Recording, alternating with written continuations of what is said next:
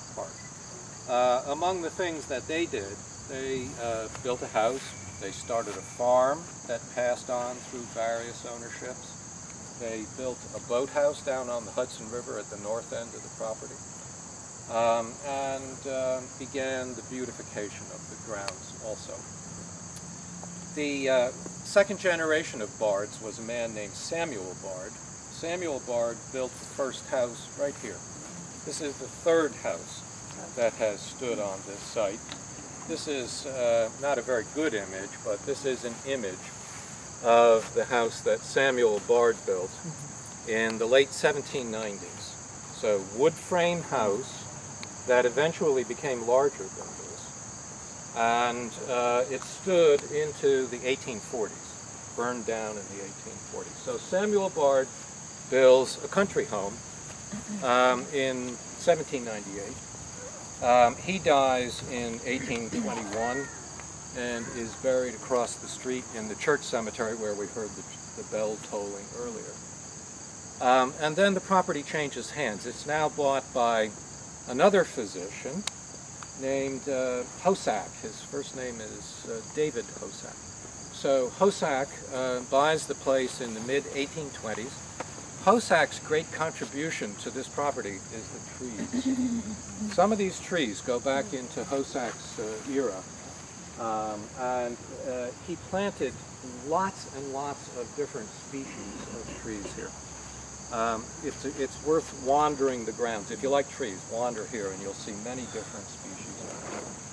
As trees died off, subsequent owners, including the Park Service, replaced the same with the tree with the same species of tree. So you have some historical continuity here, at least in terms of the planting.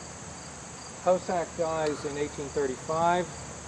The property is then bought by John Jacob Astor, who was in 1835 the wealthiest American. He bought it in 1840. So in 1840, John Jacob Astor buys the place, and he buys it as a gift for his daughter and son-in-law. And this is a family named the Langdon family. So the Langdons move into the house that I showed you.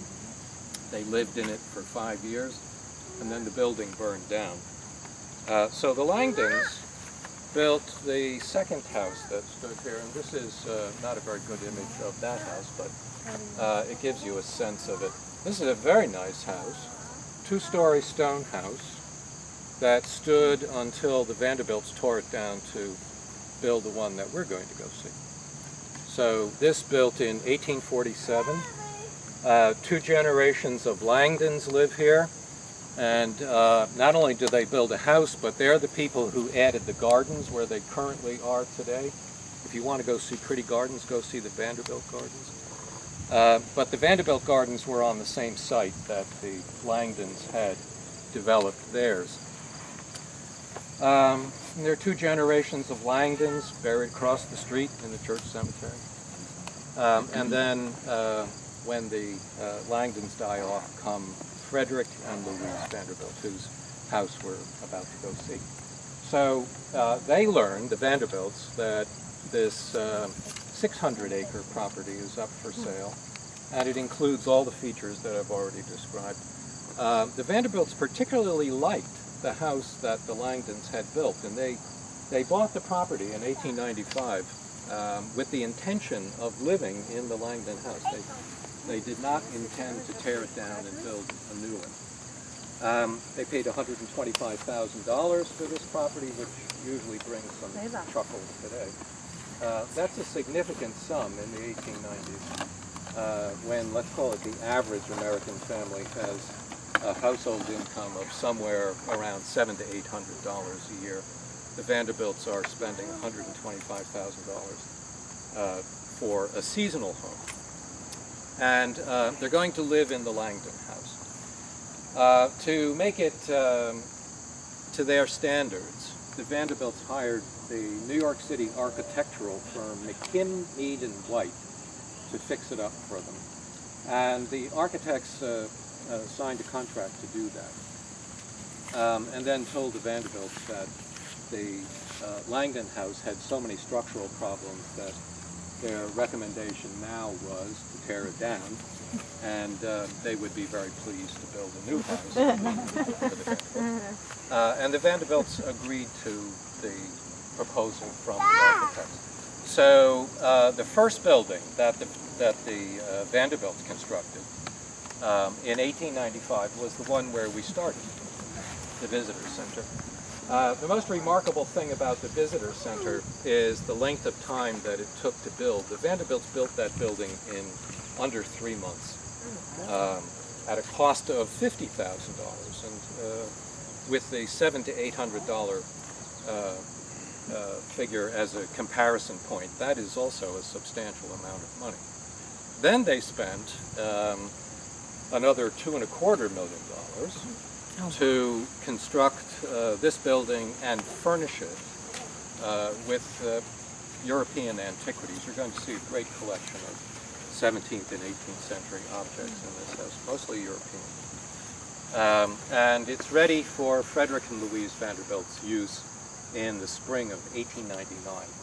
So from 1899 until Frederick Vanderbilt's death in 1938, this is their springtime home and their autumn home. Can you sit down and eat your cracker? In fact, this is about the time of the year when they're thinking about returning to the Hudson River Valley, because within the next few weeks, this is all going to be, I hope, pretty colors. So that's the seasonal nature of the place. Anybody ever heard of these people, Frederick and Louise? I expect you all to say no. Who have you heard of in the Vanderbilt family? Newport, Rhode Island. Well, this man had a mansion in Newport, Rhode Island, called Rough Point. Yeah. Have you been to Rough Yeah. Point? It was the home of Doris Duke last. And then when she died, it became a museum at that point. But it's called Rough Point, was built by Frederick Vanderbilt, I think in the early 1890s. Something like that. And then he sold it. So we said spring and fall here. Wintertime, where do they go in the wintertime? New York. New York. They go to New York City because that's where the social season is, that's where the cultural season is. That's where their business headquarters was, in New York City. And the business of this family, Vanderbilt family, railroads. We're going to be just like the Vanderbilts. Ships. And it's the grandfather who is the founder of this fortune. Cornelius Vanderbilt, that's the name that I was looking for.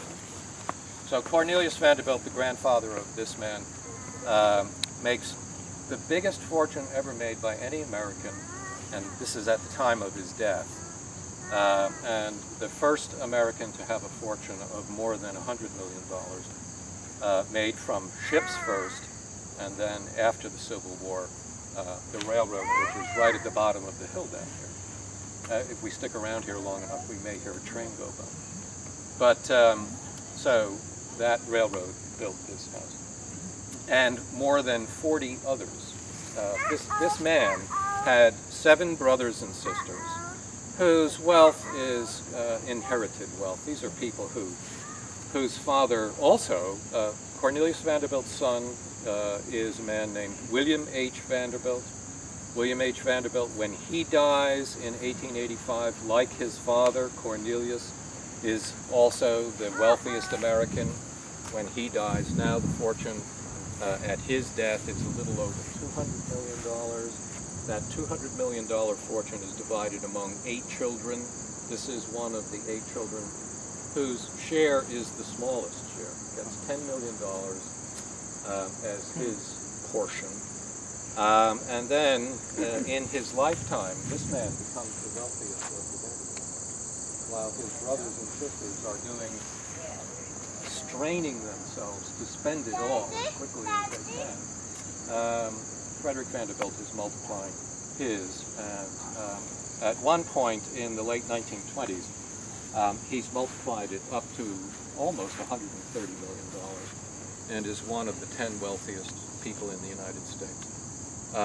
The Depression took a big chunk of that, so when he died, it's about $78 million.